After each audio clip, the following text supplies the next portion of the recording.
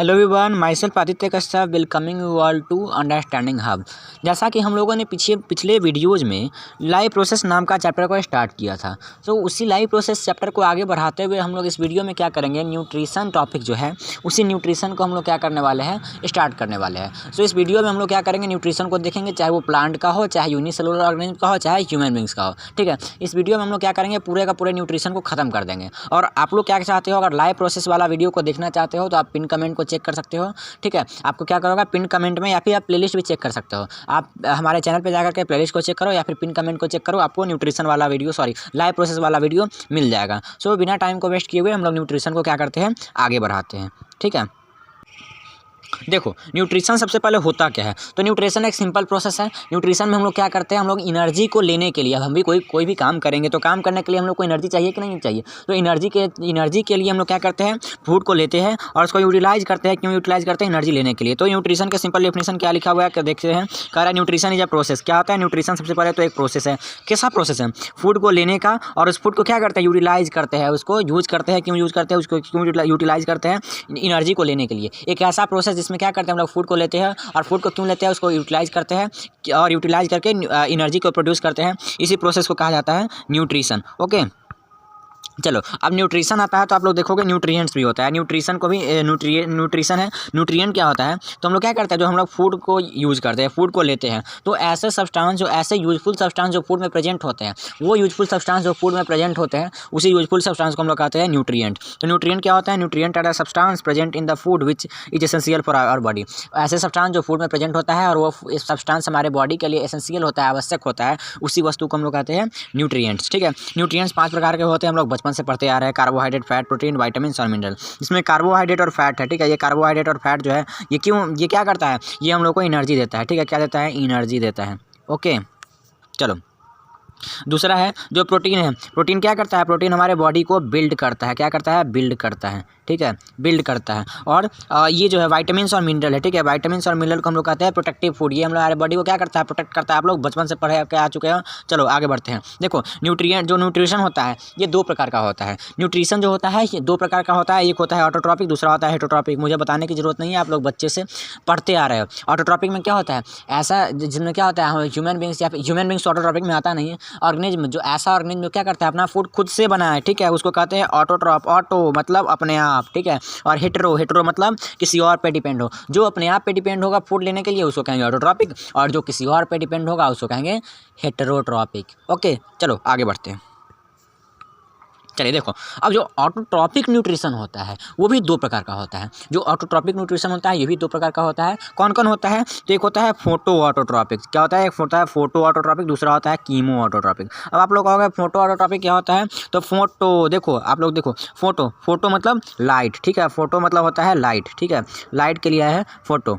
तो ऑटोट्रॉपिक जो अपना खाना खुद से बनाएगा, और फोटो मतलब लाइट। तो ऐसा ऑर्गेनिज्म जो क्या करता है, जो न्यूट्रिशन लेता है, किससे न्यूट्रिशन लेता है, लाइट से न्यूट्रिशन लेता है, मतलब लाइट से एनर्जी लेता है, और अपना लाइट से एनर्जी लेता है, उसको कहते हैं उसको ऐसे न्यूट्रिशन जिसमें क्या होता है, एनर्जी लाइट से लिया जाता है, उसको कहा जाता है फोटो ऑटोट्रॉपिक न्यूट्रिशन। इसमें क्या जाता है, लाइट को तोड़ा जाता है। ठीक है, बेसिकली लाइट को लिया जाता है और लाइट को ऑब्जर्व करके न्यूट्रिशन एनर्जी निकाला जाता है। लेकिन दूसरा कीमो ऑटोट्रॉपिक। कीमो ध्यान से सुनो, कीमो बोले तो केमिकल्स। ठीक है, केमिकल्स मतलब ऐसा न्यूट्रिशन जिसमें क्या होता है, हम लोग केमिकल को लेते हैं। ठीक है, हम लोग को नहीं लेते हैं, कोई ऑर्गेनिज्म होता है जो केमिकल को लेता है, और केमिकल से क्या करता है, अपना न्यूट्रिशन लेता है, केमिकल को तोड़ करके एनर्जी निकलता है। उसी एनर्जी को क्या करता है, वो लोग यूज करता है, उसको कहते हैं chemo autotrophic nutrition. Okay, chemo autotrophic nutrition जो होता है, ये सब कुछ बैक्टीरिया ये सब आते हैं कीमो ऑटोट्रॉपिक न्यूट्रिशन में। ठीक है, हम लोग को आगे बढ़ते हैं। देखो अब जो होता है हेटेरोट्रॉपिक न्यूट्रिशन होता है। हेटेरोट्रॉपिक न्यूट्रिशन भी 3 प्रकार का होता है। ठीक है, हेटेरोट्रॉपिक न्यूट्रिशन भी 3 प्रकार का होता है। एक होता है सेप्रोफाइटिक, दूसरा होता है पैरासाइटिक, तीसरा होता है होलोजोइक।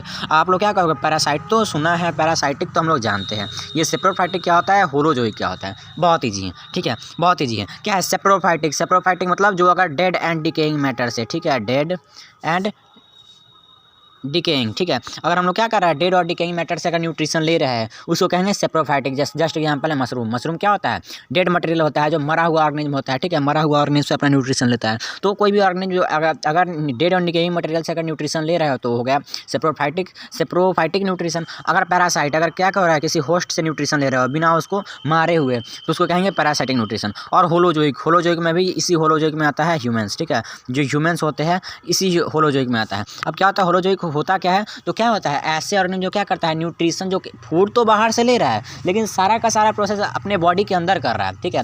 बाहर से फूड, बस बाहर से हम लोग क्या कर रहे हैं, बस फूड ले रहा है, बाकी का सारा प्रोसेस अगर हम खुद कर रहे हैं तो उसको कहेंगे होलोजोइक न्यूट्रिशन। खत्म कहानी, आगे बढ़ते हैं। चलो अब हम लोग फोटोसिंथेसिस को जानते हैं। जैसा कि हम लोग न्यूट्रिशन जो पढ़े तो हम लोग क्या पढ़े, हम लोग ऑटोट्रॉपिक पढ़े हैं। तो हम लोग को क्या करना है, कीमो ऑटोट्रॉपिक के बारे में नहीं पढ़ना है, हम लोग को फोटो ऑटोट्रॉपिक के बारे में पढ़ना है। तो देखो हम लोग जो कुछ भी पढ़ते हैं हम लोग क्या पढ़ते हैं, less develop to high develop के ऊपर और पढ़ते हैं। जैसा कि हम लोग 9th में आप लोग पढ़ के आए होंगे, क्या पढ़ के आए होंगे, डाइवर्सिटी वाला चैप्टर तुम लोग पढ़े होंगे, ठीक है। उसमें क्या होता है, हम लोग हमेशा लेस डेवलप से हाई डेवलप की ओर चलते हैं और आगे भी ऐसे ही पढ़ेंगे। हम लोग न्यूट्रिशन पढ़ेंगे तो पहले लेस डेवलप का पढ़ेंगे, मतलब पहले प्लांट का पढ़ेंगे, ठीक है, फिर एनिमल्स का पढ़ेंगे। रेस्पिरेशन पढ़ेंगे, फिर ऐसे ही पहले प्लांट का फिर एनिमल्स का, ऐसे ही पढ़ेंगे। तो आ जाते हैं फोटोसिंथेसिस में। फोटोसिंथेसिस होता क्या है, तो फोटोसिंथेसिस बेसिकली एक प्रोसेस होता है, ठीक है। फोटोसिंथेसिस बेसिकली एक प्रोसेस होता है जिस प्रोसेस में क्या होता है, सनलाइट को पकड़ा जाता है, मतलब सनलाइट को लिया जाता है। कौन लेता है सनलाइट को, क्या हम लोग लेते हैं, बिल्कुल नहीं, प्लांट लेता है। और प्लांट का कौन सा पार्ट लेता है, उसका जो लीफ के अंदर जो क्लोरोफिल होता है, उस क्लोरोफिल क्या करता है, सनलाइट को पकड़ता है। और करता क्या है उस क्लोरोफिल का, सनलाइट का करता क्या है, तो उस सनलाइट को लेकर के कार्बोहाइड्रेट में, वो क्लोरोफिल होता है सनलाइट को लेता है, कार्बन डाइऑक्साइड को लेता है, और उस कार्बन डाइऑक्साइड और सनलाइट को क्या कर देता है, कन्वर्ट कर देता है। किस में कन्वर्ट कर देता है, ग्लूकोज में कन्वर्ट कर देता है और ऑक्सीजन में कन्वर्ट कर देता है, ठीक है। ग्लूकोज का फार्मूला याद रखना, C6H12O6, ठीक है। C6H12O6 जो है ग्लूकोज का फार्मूला है, ओके। ग्लूकोज में क्या किया जाता है, कन्वर्ट किया जाता है। तो आगे बढ़ते हैं। देखो ये है लीफ का डायग्राम, ठीक है। ये क्या है, लीफ का डायग्राम है। यहाँ से क्या किया जा रहा है, ये जो पार्ट है, ये जो पार्ट है यहाँ से क्या किया जाता है, यहाँ से हम लोग कार्बन डाइऑक्साइड का या फिर ऑक्सीजन का एक्सचेंज हम लोग यहीं से करते हैं, ठीक है। नेक्स्ट डायग्राम को देखते हैं, अच्छे से समझ में आएगा। देखो ये वाला डायग्राम है, ये आपके एनसीईआरटी का डायग्राम है, ठीक है। इस डायग्राम में कहा क्या रहा है कि ये जो लीफ है, ठीक है, ये लीफ का जो ये वाला पार्ट है, ये वाला पार्ट है, इसको खोल करके दिखाया गया है। और इसको क्या किया है, इतना पतला सा आपको दिख रहा है, इसी को बड़ा कर दिया गया है। इसमें बड़ा कर दिया है तो देखो इसमें दिखा रहा है कि जो लीफ का ये जो वाला पार्ट होता है इसको लेमिना बोलते हैं, लीफ ब्लेड बोलते हैं, सबको पता है। ये हमारे काम का नहीं है। हमारे काम का क्या है, तो ये वाला जो पार्ट है, ये जो आपका डायग्राम, इसमें जो क्रॉस सेक्शन दिखाया गया है, इसको हम लोग को समझना है। तो इसको जब बड़ा करके दिया गया है तो जैसे ऊपर वाला पार्ट है, जो ये वाला लाइन है, ये क्या है, ये वैक्सी होता है, मतलब हल्का सा क्या होता है, वैक्स का जैसा होता है, जो क्या करता है, लीफ को सड़ने से बचाता है। ये है अपर एपिडर्मिस, ये है लोअर एपिडर्मिस। ये जो है लीफ का जो ये वाला पार्ट है, इस डायग्राम में आप देखोगे, ठीक है, इस डायग्राम में देखो ये वाला पार्ट है, ये वाला जो है, ठीक है, ये है अपर एपिडर्मिस, ठीक है। ये जो है ये वाला जो डायग्राम है, ये है अपर एपिडर्मिस, ये है लोअर एपिडर्मिस, ठीक है। आगे देखो ये जो पार्ट है, ये है क्लोरोप्लास्ट, ठीक है। ये जो पार्ट है ये है क्लोरोप्लास्ट, ठीक है, ये है क्लोरोप्लास्ट इसको बोलते हैं, ओके।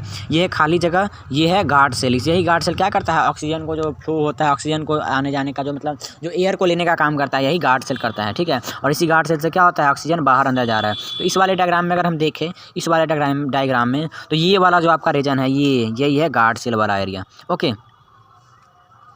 चलो फोटोसिंथेसिस होता है, इसमें होता क्या क्या प्रोसेस है, फोटोसिंथेसिस प्रोसेस में क्या क्या प्रोसेस होता है। इस फोटोसिंथेसिस में 3 काम होता है। हो सकता है कोई भी आपके बोर्ड एग्जाम में पूछ दे, ये याद करके रखना, हमेशा याद रखना कि फोटोसिंथेसिस में 3 प्रोसेस होता है। क्या क्या होता है, तो सबसे पहले तो जो लाइट होता है, हम लोग पढ़े ना, लाइट क्या किया जाता है, एब्जॉर्ब किया जाता है, क्लोरोफिल के द्वारा लाइट को एब्जॉर्ब किया जाता है, ठीक है। और आगे क्या होता है कि क्लोरोफिल जो होता है लाइट एनर्जी को कन्वर्ट कर देता है केमिकल एनर्जी में, ठीक है। लाइट एनर्जी को कन्वर्ट करता है केमिकल एनर्जी में। और क्या करता है, वाटर का जो मॉलिक्यूल होता है, उसको क्या कर देता है, वाटर मॉलिक्यूल को कन्वर्ट कर देता है, किस में कन्वर्ट कर देता है, हाइड्रोजन में और ऑक्सीजन में। कैसे, देखो वाटर को देखोगे, अगर हम वाटर को देखते हैं तो वाटर का फार्मूला क्या होता है, केमिकल फार्मूला जो होता है वाटर का होता है H2O, सब जानते हो ना। अब देखो इसको ध्यान से देखो, इसमें क्या आया है, H2 आया है, ठीक है, H2 आया है और ऑक्सीजन आया है, ठीक है। तो क्या कर सकते हैं हम लोग, हाइड्रोजन को और ऑक्सीजन को इलेक्ट्रोलाइसिस करके हटा सकते हैं ना, ठीक है। इलेक्ट्रोलाइसिस प्रोसेस से आप लोग देखोगे, इलेक्ट्रोलाइसिस में क्या करते हैं, वाटर से जब इलेक्ट्रिसिटी को पास किया जाता है तो हाइड्रोजन अलग हो जाता है,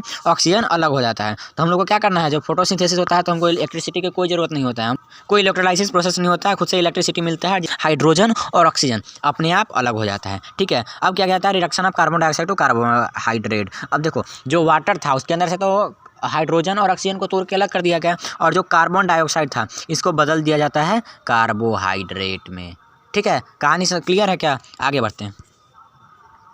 अब हम लोग पढ़ते हैं हेटेरोट्रॉपिक न्यूट्रिशन। देखो हेटेरोट्रॉपिक न्यूट्रिशन मतलब कोई और ऑर्गेनिज्म, ठीक है। तो हम लोग न्यूट्रिशन कहाँ से लेंगे, किसी और ऑर्गेनिज्म से न्यूट्रिशन लेंगे। हम लोग को इसमें पढ़ना है अमीबा के बारे में, ठीक है। अमीबा में जो न्यूट्रिशन होता है, अमीबा में न्यूट्रिशन देखो सबसे पहले क्या होगा, ये फूड पार्टिकल है, ठीक है। ये कहाँ है, ये जो है ये हमारा फूड पार्टिकल है, हमारा नहीं, ये अमीबा का फूड पार्टिकल है, ठीक है। ये है फूड पार्टिकल, और क्या है, ये जो है ये अमीबा का बॉडी है, ठीक है। अब देखो ये जो पार्ट है, अमीबा क्या किया, अपना फूड को, अपने बॉडी को इस तरीके से अरेंज किया जिससे क्या होगा, ये फूड को चारों तरफ से घेर लेगा।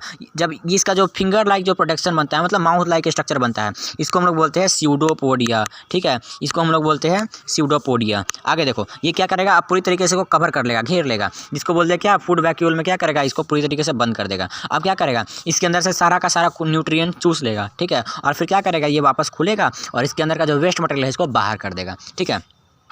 तो अमीबा बेसिकली क्या कर रहा है, सबसे पहले तो ये क्या करा, इंजेक्शन किया। इंजेक्शन में क्या किया, फूड को इंजेक्शन में क्या किया, फूड को अंदर लिया, ठीक है। फिर क्या किया, डाइजेशन किया, ठीक है। फिर एब्जॉर्प्शन किया और फिर इजेशन किया। यहाँ देखो, आ जाओ, देखो ये क्या किया, इंजेक्शन किया, मतलब फूड को सबसे पहले लिया, ठीक है। फिर क्या किया, यहाँ पे आकर के उसको, अब इसको डाइजेस्ट करेगा, डाइजेस्ट करने के बाद क्या करेगा, उसमें का न्यूट्रिशन को चूस लेगा और फिर क्या करेगा, इसको बाहर कर देगा, ये जो है इसको बाहर निकाल देगा। तो सारा प्रोसेस कर दिया। अब चलते हैं हम लोग ह्यूमन बींग्स के बारे में, ठीक है। जैसा कि हम लोग जानते हैं ह्यूमन बींग क्या है, होलोजोइक ऑर्गेनिज्म है। ये क्या करेगा, बाहर से फूड को लेगा और सारा का सारा प्रोसेस क्या करेगा, अपने बॉडी के अंदर करेगा, ठीक है। तो जो भी काम ये अमीबा कर रहा था ना, अमीबा ये 4 प्रोसेस कर रहा था, ह्यूमन बींग्स भी क्या करेगा, यही 4 प्रोसेस करेगा, ठीक है। तो देखो ह्यूमन बींग्स क्या कर रहा है, ह्यूमन बींग्स का जो डाइजेशन है, ठीक है, डाइजेशन जो होता है फूड ह्यूमन बींग्स में, वो कहाँ से शुरू होता है, माउथ से, और ख़त्म कहाँ होता है, एनस से। याद रखना ये माउथ आपको हो सकता है क्वेश्चन पूछ दे, ठीक है। बड़े बड़े बच्चों को मैं देखता हूँ, जो अगर किसी से क्वेश्चन पूछा जाता है कि ह्यूमन बींग्स में डाइजेशन कहाँ शुरू होता है, तो लोग बोलते हैं स्टोमक में, स्मॉल इंटेस्टाइन में। नहीं, ह्यूमन बींग्स का में जो डाइजेशन का प्रोसेस होता है वो माउथ से ही शुरू हो जाता है, ठीक है। ह्यूमन बींग्स में जो डाइजेशन का प्रोसेस होता है ये माउथ से ही शुरू हो जाता है, और ख़त्म कहाँ होता है, एनस से ख़त्म होता है। ये तो सबको पता होता है, एनस में ख़त्म होता है, ठीक है। अब देखो मैं डायग्राम लेकर के आया हूँ, ये है हमारा माउथ, ठीक है, ये है हमारा माउथ, ठीक है, ये है हमारा माउथ। तो ह्यूमन बींग्स में डाइजेशन कहाँ शुरू होगा, यही माउथ से शुरू होगा, ठीक है। और ख़त्म कहाँ होगा, ये वाला पार्ट एनस पे जाकर के ख़त्म हो जाएगा, ठीक है। देखो कह रहा है ह्यूमन बींग्स में डाइजेशन शुरू होता है माउथ में, ख़त्म होता है एनस में। अब कह रहा है alimentary canal is a long tube start from mouth and anus. तो ह्यूमन बींग्स में जो भी डाइजेशन होता है ना, उसको एलिमेंट्री कैनाल में होता है। ये वाला जो पूरा एरिया है ना, इसको हम लोग बोलते हैं एलिमेंट्री कैनाल। तो एलिमेंट्री कैनाल कहाँ शुरू हो रहा है, हमारे माउथ में, हाँ या ना, और ख़त्म कहाँ हो रहा है, एनस में। तो एलिमेंट्री कैनाल क्या है, ये एक पाइप है, ठीक है। ये देखो ये पूरा पाइप का स्ट्रक्चर है, और कहाँ से शुरू हो रहा है, हमारे माउथ से शुरू हो रहा है, और ख़त्म कहाँ हो रहा है, एनस पे ख़त्म हो रहा है, ओके। अब देखो कह रहा है कि हमारे माउथ में डाइजेशन होता है, डाइजेशन हमारे माउथ में भी शुरू हो जाता है, डाइजेशन माउथ में भी होता है, स्मॉल स्टमक में भी होता है। लेकिन किसी भी चीज़ का ये याद रखना, किसी भी चीज़ का फाइनल डाइजेशन अगर होना है तो किसी भी चीज़ का फाइनल डाइजेशन हमेशा स्मॉल इंटेस्टाइन में होगा। भले ही वो कहीं डाइजेस्ट हो, ठीक है, उससे हमको मतलब नहीं है, डाइजेस्ट होगा, बट उसका फाइनल डाइजेशन जो होगा वो स्मॉल इंटेस्टाइन में ही जाकर होगा, बाकी कहीं नहीं, उसका फाइनल डाइजेशन स्मॉल इंटेस्टाइन में ही होना है। आगे देखो जैसा कि हम लोग अमीबा में जाने थे, अमीबा में भी जो प्रोसेस होता है सेम वही प्रोसेस यहाँ भी होगा। इंजेक्शन होगा, फूड को लेंगे, ठीक है, फूड को क्या करेंगे, लेंगे, फिर क्या करेंगे, उसको डाइजेशन करेंगे, फूड को डाइजेस्ट करेंगे, फिर एसिमिलेशन करेंगे, मतलब उसमें से एनर्जी निकालेंगे और इजेशन कर देंगे, बचे हुए फूड को क्या करेंगे, बाहर निकाल देंगे। आ जाओ देखते हैं। कह रहा है कि whenever we take food it mixes with saliva which breaks starch into simple sugar. क्या क्या आता है, जैसे ही कब फूड को हम लोग लेते हैं, ठीक है, फूड को जैसे ही हम लोग लेते हैं, जैसे ही हम लोग फूड को लेंगे, ठीक है, तो क्या होगा, सलाइवा जो होगा फूड में मिक्स हो जाएगा, ठीक है। एक मिनट, ये कलर भी सेम है, रुको, आ जाओ, ठीक है। जैसे ही हम लोग फूड को लेंगे, ठीक है, जैसे ही फूड को लेंगे तो क्या होता है, मुंह में जैसे ही डालते हैं तो सलाइवा क्या होता है, लार जो होता है, सलाइवा जो होता है वो फूड के साथ मिक्स होता रहता है। और वो सलाइवा ज़रूरी है, क्यों ज़रूरी है, क्योंकि ये जो होता है फूड को क्या कर देता है, फूड को तोड़ देता है। किस में तोड़ देता है, जो स्टार्च जो होता है उस स्टार्च को तोड़ देता है, किस में तोड़ देता है, सिंपल शुगर में तोड़ देता है। और उस सिंपल शुगर को क्या बोलते हैं, माल्टोस बोलते हैं। ठीक है, ये माल्टोस को छोड़ करके, माल्टोस आप याद रखना, माल्टोस को छोड़ करके ये जो पूरा लाइन है, ये पूरा लाइन आपको एनसीईआरटी में दिया हुआ है, याद होनी चाहिए ये लाइन। तो जब लोग फूड को लेते हैं तो फूड में क्या होता है, हमारे फूड में सलाइवा मिल जाता है। और वो सलाइवा क्या करता है, हमारे जो बॉडी, हमारे जो फूड होता है उस फूड को किस में तोड़ देता है, इस स्टार्च को तोड़ देता है माल्टोस में। लेकिन हमारा जो सिंपलेस्ट, जो कार्बोहाइड्रेट का जो सिंपलेस्ट फूड है, जो स्टार्च का सिंपलेस्ट फूड है वो है ग्लूकोज, माल्टोस नहीं है। ठीक है, तो हमारा फूड ग्लूकोज में चेंज होगा स्मॉल इंटेस्टाइन में। किसी भी चीज़ का फाइनल डाइजेशन कहाँ होता है, स्मॉल इंटेस्टाइन में होता है। ठीक है, अब देखो हमारे फूड में क्या हुआ है, सलाइवा मिला है, तो सलाइवा मिला है तो क्या होगा, हमारे फूड को सॉफ्ट बना देगा। ठीक है, और क्या होगा, 30% का जो स्टार्च होता है हमारे बॉडी का, जो हम लोग जो भी खाना खाते हैं उसका जो 30% स्टार्च होता है वो हमारे मुंह में डाइजेस्ट हो जाता है। ठीक है, 100% नहीं होता है, 30% होता है। आ गए कहानी आ जाओ। ठीक है, तो माउथ का डाइजेशन यही खत्म हो गया। अब देखो हम लोग क्या करते हैं कि माउथ का जब डाइजेशन खत्म, अब जो फूड होता है अब हमेशा तो माउथ में नहीं रहेगा ना, फूड हमेशा के लिए माउथ में नहीं रहेगा ना, माउथ से फिर तो आगे जाएगा। तो अब माउथ से क्या होगा, उसको स्टमक में जाना है। तो माउथ देखो, इस वाले डायग्राम में देखो, माउथ है हमारा यहाँ, ठीक है, माउथ है यहाँ, इस वाले पार्ट में हमारा माउथ, ठीक है, और इस हमारा स्टोमक है यहाँ। तो क्या होगा, हमारे फूड को माउथ से स्टोमक तो पहुँचाना चाहिए ना, यहाँ तक ले जाना है। तो इस रास्ते में क्या है, ये जो एरिया है, ठीक है, ये जो एरिया है इसको हम लोग बोलते हैं ईसोफेगस। ठीक है, अब हमारा फूड कहाँ जाएगा, ईसोफेगस में जाएगा।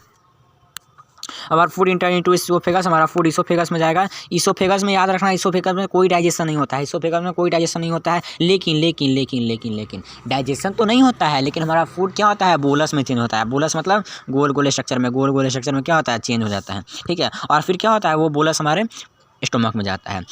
इसोफेगस जो होता है, आप लोग याद रखना, इसोफेगस जो होता है हमेशा पेरिस्टाल्टिक मूवमेंट शो करता है। ठीक है, पेरिस्टाल्टिक मूवमेंट शो करता है। पेरिस्टाल्टिक मूवमेंट क्या होता है, देखो आप लोग सोचते होंगे कि हम लोग ऐसे खड़े होते हैं, जैसे मुंह में हमारा इसोफेगस में फूड जाता है, फूड क्या होता है, सीधा ग्रेविटेशन के कारण नीचे गिर के नीचे चला आता है। ठीक है, लेकिन मान लो कि अगर हम सोए हुए हैं और सो करके खा रहे हैं तो ग्रेविटेशन तो ऐसे काम नहीं करेगा। तो क्या होता है, हमारा पेरिस्टाल्टिक मूवमेंट क्या होता है कि जैसे हम लोग खाना खाएंगे, ठीक है, तो अगर मान लो कि ये पाइप है, ठीक है, ये हमारा फूड पाइप है, अगर फूड यहाँ जाएगा ना तो ये वाला जो एरिया होगा ये हल्का सा चौड़ा हो जाएगा। ठीक है, ये बड़ा एरिया थोड़ा चौड़ा हो जाएगा। ठीक है, ऐसा हो जाएगा, और ये वाला एरिया क्या होगा, पतला हो जाएगा। जब हमारा फूड यहाँ जाएगा, ठीक है, तो ये वाला एरिया चौड़ा हो जाएगा। फिर जब यहाँ जाएगा तो हमारा फूड ये वाला एरिया चौड़ा हो जाएगा। तो ऐसे कर करके हमारा फूड स्टोमक में जाता है। इसी को हम लोग बोलते हैं पेरिस्टाल्टिक मूवमेंट। अब पेरिस्टाल्टिक मूवमेंट से क्या हुआ, हमारा जो फूड हुआ स्टोमक में चला हुआ। अब क्या होगा, आगे देखते हैं।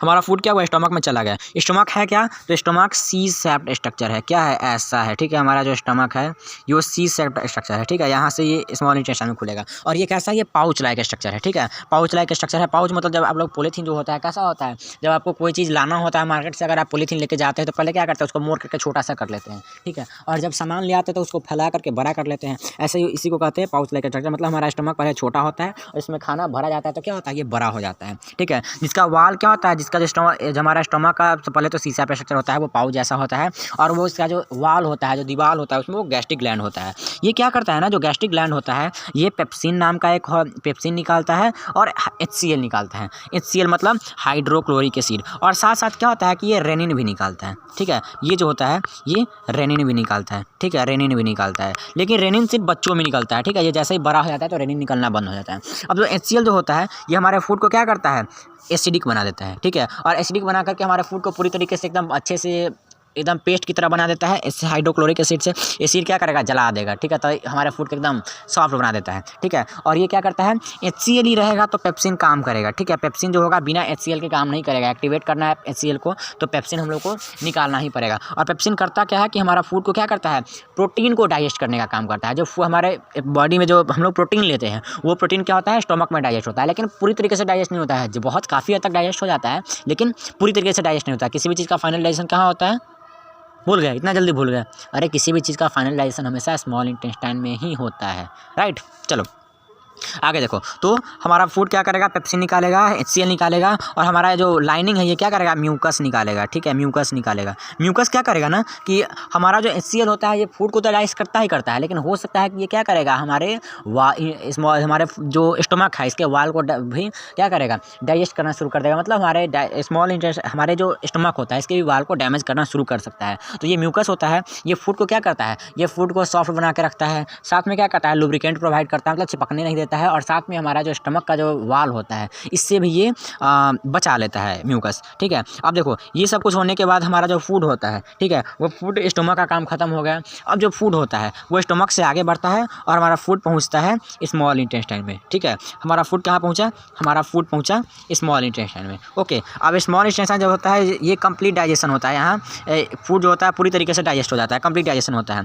स्मॉल इंटेस्टाइन जो होता है ये क्या होता है, बहुत लंबा होता है, मतलब हमारे बॉडी का जो हमारे जो एलिमेंट्री कैनाल है उसका सबसे लंबा ऑर्गन है स्मॉल इंटेस्टाइन। ठीक है, लेकिन ये काफ़ी कम जगह में फिट होता है। क्यों कम जगह में फिट होता है, क्योंकि ये जो है एक्सेसिव कोयलिंग होता है, ये काफ़ी कोयल के जैसा होता है। ठीक है, अगर आपको देखोगे ना स्मॉल इंटेस्टाइन को जो देखे हो, ठीक है, तो आपको ऐसे ऐसे दिखाई देगा। जो स्मॉल इंटेस्टाइन है, ठीक है, वो काफ़ी ऐसे ऐसे ऐसे ऐसे मतलब एकदम कोयल के जैसा है। ठीक है, स्मॉल इंटेस्टाइन जो है ये एकदम कोयल के जैसा ऐसे ऐसे ऐसे ऐसे ऐसे काफ़ी मुड़ा हुआ रहता है। ठीक है, साथ में आप लोगों को एक और क्वेश्चन होगा कि अभी आप जस्ट सुने हो क्या कि स्मॉल इंटेस्टाइन क्या है, हमारे एलिमेंट्री कैनाल का सबसे लंबा पार्ट है, लेकिन फिर भी ये जो है ये सबसे लंबा पार्ट होने के बावजूद क्या है कि इसको स्मॉल क्यों कहा जाता है, क्योंकि इसका जो ल्यूमेन होता है, ल्यूमेन मतलब मोटाई। ठीक है, अगर स्मॉल इंटेस्टाइन है, ठीक है, तो इसका जो ल्यूमेन होता है, ठीक है, ये वाला जो एरिया है, ये ल्यूमेन मतलब ये वाला जो एरिया है ये है। ठीक है, ये क्या है, कम है। किससे कम है, अगर लार्ज इंटेस्टाइन है तो लार्ज इंटेस्टाइन अगर ये है, ठीक है, तो स्मॉल इंटेस्टाइन ये है, तो भले ये लंबा तो है, ठीक है, लेकिन जो इसका ल्यूमेन है मतलब इसका जो मोटाई है, ठीक है, इसका जो मोटाई है और इसका मोटाई है, तो स्मॉल इंटेस्टाइन का जो ल्यूमेन होता है, मोटाई होता है, ये कम होता है लार्ज इंटेस्टाइन से, इसीलिए हम लोग क्या बोलते हैं, इसको स्मॉल इंटेस्टाइन बोलते हैं। ओके, आगे देखो, ओके, अब देखो एक और बात है कि it depend upon the food habit of animal. अब हम लोग पढ़े कि स्मॉल इंटेस्टाइन क्या है, लंबा है, लेकिन ये जो लंबाई है इसका डिपेंड करता है, वेराई करता है, चेंज होता रहता है। क्यों चेंज होता है, कौन फूड हैबिट के और एनिमल के फूड हैबिट के बेसिस पे। याद रखना ये आपके NCERT में दिया हुआ है, हो सकता है कि कोई क्वेश्चन पूछ ले कि देखो इस जो हर्बीवोर होता है उसका किसका स्मॉल इंटेस्टाइन बड़ा होता है, लंबा किसका होता है, तो हमेशा याद रखना हर्बीवोर का स्मॉल इंटेस्टाइन बड़ा होता है, जबकि कार्निवोर का जो स्मॉल इंटेस्टाइन होता है वो छोटा होता है। क्यों छोटा होता है, क्योंकि हर्बीवोर जो होता है वो घास खाता है, ठीक है, कार्निवोर क्या करता है, मीट खाता है। ठीक है, तो घास पे क्या होता है, सेलुलोस होता है, घास में सेलुलोस होता है, उसके साथ साथ घास के ऊपर क्या होता है, हम लोग जस्ट अभी पढ़ के आए हैं, लीफ के ऊपर क्या होता है, वैक्स पाया जाता है। ठीक है, वैक्सी लेयर पाया जाता है, तो सेलुलोज को तोड़ना, वैक्सी लेयर को तोड़ना काफ़ी मुश्किल होता है। इसीलिए क्या होता है कि स्मॉल इंटेस्टाइन जो होता है हर्बीवोर में छोटा होता है, बट हर्बीवोर में बड़ा होता है, कार्निवोर में छोटा होता है। क्यों छोटा होता है, क्योंकि इसको डाइजेस्ट करने में ज़्यादा टाइम लगता है। ठीक है, और डाइजेस्ट मुश्किल से होता है, तो लंबा स्मॉल इंटेस्टाइन रहेगा तो अच्छे से डाइजेस्ट कर पाएगा, छोटा रहेगा तो अच्छे से डाइजेस्ट नहीं कर पाएगा। इसीलिए क्या होता है कि स्मॉल इंटेस्टाइन का जो ये लंबाई होता है हर्बीवोर में ये ज़्यादा होता है एज कम्पेयर टू कार्निवोर में। ओके, स्मॉल इंटेस्टाइन में आके क्या क्या मिल जाता है, तो इसको लीवर का जूस मिलता है और पैंक्रियाज का जूस मिलता है। ठीक है, देखो ओके, ठीक है, आगे देखो bile juice, pancreatic juice and intestinal juice together convert carbohydrate into glucose. यहाँ जो होता है, जो बाइल जूस होता है, पैंक्रियाटिक जूस होता है और इंटेस्टाइनल जूस होता है। स्मॉल इंटेस्टाइन में मिलता क्या क्या है, तो स्मॉल इंटेस्टाइन में एक बाइल जूस मिलता है। ठीक है, बाइल जूस कौन निकालता है, लीवर निकालता है। ठीक है, लीवर का यहाँ पे बाइल जूस मिलता है। ठीक है, पैंक्रियाज से यहाँ पैंक्रियाटिक जूस आकर के मिलता है, और इंटेस्टाइन का जो लाइनिंग होता है वो भी एक जूस निकालता है जिसको बोलते हैं इंटेस्टाइनल जूस। ये सब क्या करता है, ये कार्बोहाइड्रेट को चेंज कर देता है ग्लूकोज में। ग्लूकोज क्या है, कार्बन डाइऑक्साइड का, कार्बोहाइड्रेट का स्मॉलेस्ट यूनिट है। प्रोटीन को चेंज कर देता है अमीनो एसिड में, जो क्या है स्मॉलेस्ट यूनिट है। ठीक है, प्रोटीन का, और फैट को चेंज कर देता है फैटी एसिड और ग्लिसरॉल में। ग्लिसरॉल और जो है और फैटी एसिड है, ये फैट का स्मॉलेस्ट यूनिट है। तो क्या हुआ, ये जितना कार्बोहाइड्रेट था, प्रोटीन था और फैट था, इस सबको क्या किया आपने स्मॉलेस्ट यूनिट में तोड़ दिया। ठीक है, अब तोड़ दिया तो क्या हुआ, डाइजेशन खत्म हो गया। ठीक है, फूड पूरी तरीके से डाइजेस्ट हो गया। आगे देखो, अब क्या होगा कि स्मॉल इंटेस्टाइन के अंदर क्या होता है, फिंगर लाइक स्ट्रक्चर होता है। ठीक है, जिसको हम लोग विलाई बोलते हैं। ये विलाई क्या करेगा, जो भी डाइजेस्टेड फूड है सबको एब्जॉर्ब कर लेगा और कहाँ भेज देगा, ब्लड वेसल में भेज देगा। अब ब्लड वेसल क्या करेगा, ट्रांसपोर्ट कर देगा इसको हमारे बॉडी के different every each and every cell को ये पहुंचा देगा, जिसको हम लोग क्या करेंगे ट्रांसपोर्टेशन में पढ़ेंगे। ठीक है, अब देखो यहाँ तक का कहानी तो खत्म है। अब जो भी फूड बच गया है, ठीक है, जो भी फूड बच गया है जो डाइजेस्ट नहीं हो पाया है वो सबको कहाँ भेजेगा, सब चला जाएगा लार्ज इंटेस्टाइन में। अब लार्ज इंटेस्टाइन में चला जाएगा तो क्या होगा, यहाँ पे वाटर एब्जॉर्ब होगा और जो कुछ मिनरल है, ठीक है, वो मिनरल भी लार्ज इंटेस्टाइन में एब्जॉर्ब हो जाता है। ठीक है, अब जो होता है देखो, अब आ जाओ इस वाले स्लाइड में आओ। ये था हमारा माउथ। माउथ में क्या हुआ, फूड आया। ठीक है, माउथ में क्या आया, फूड आया। माउथ में क्या हुआ, फूड आया। ओके, यहाँ से गया इसोफे, माउथ में क्या हुआ 30% फूड डाइजेस्ट हुआ। यहाँ से गया इसोफेगस में, इसोफेगस में कोई भी फूड डाइजेस्ट नहीं हुआ। फिर फूड आया स्टोमक में, स्टोमक में क्या हुआ, यहाँ पे आकर के मिला उसको पेप्सिन मिला और इसके साथ साथ क्या हुआ HCl मिला, हाइड्रोक्लोरिक एसिड मिला। यहाँ पे जो प्रोटीन है वो क्या हुआ, डाइजेस्ट हुआ लेकिन पूरी तरीके से डाइजेस्ट नहीं हो पाया। ठीक है, फिर फूड आया स्मॉल इंटेस्टाइन में, स्मॉल इंटेस्टाइन में उसको क्या क्या मिला, तो उसको लीवर का जूस मिला। ठीक है, लीवर का क्या मिला, बाइल जूस मिला, पैंक्रियाज से पैंक्रेटिक जूस मिला, और जो फैट था इंटेस्टाइन का जो लाइनिंग था उससे मिला इंटेस्टाइनल जूस। ठीक है, ये सब क्या किया, जो ग्लूकोज था उसको कन्वर्ट कर दिया, कार्बोहाइड्रेट को कन्वर्ट कर दिया ग्लूकोज में, प्रोटीन को कन्वर्ट कर दिया किस में, अमाइनो एसिड में, और फैट को कन्वर्ट कर दिया ग्लिस्ट्रॉल में। ठीक है, अब क्या हुआ कि जो फूड डाइजेस्ट होने वाला था, मतलब जो फूड अब जो कन्वर्ट हुआ ये सब में उसको क्या करेगा, वेलाई एब्जॉर्ब करके ब्लड को भेज दिया। बाकी का जो फूड था वो क्या कहाँ चला गया, लार्ज इंटेस्टाइन में। लार्ज इंटेस्टाइन में क्या हुआ, वाटर एब्जॉर्ब हुआ, मिनरल एब्जॉर्ब हुआ। अब जो भी अनडाइजेस्टेड फूड था इसमें क्या हुआ, जो रेक्टम था, ये वाला जो लार्ज इंटेस्टाइन का जो नीचे वाला पार्ट है, ये वाला पार्ट है, ठीक है, इसको हम लोग बोलते हैं रेक्टम। क्या बोलते हैं, रेक्टम, RECTUM, इसको रेक्टम बोलते हैं। ये रेक्टम क्या करेगा, कुछ समय के लिए जो वेस्ट मटेरियल था इसको एब्जॉर्ब करेगा और फिर बाकी का सारा फूड को क्या करो, नीचे से लिया और इसको बाहर निकाल दो। ठीक है, हो गया, कहानी खत्म। ह्यूमन डाइजेशन में बस इतना ही पढ़ना है। आपका न्यूट्रिशन चैप्टर पूरी तरीके से खत्म हो गया, मतलब चैप्टर तो नहीं कर सकते, सब चैप्टर बोलते हैं। न्यूट्रिशन सब चैप्टर आपका पूरी तरीके से खत्म हो गया। ठीक है, अब हम लोग नेक्स्ट वीडियो में हम लोग क्या करेंगे कि रेस्पिरेशन को स्टार्ट करने वाले हैं। ठीक है, मिलते हैं नेक्स्ट वीडियो में। Till then take care, bye bye.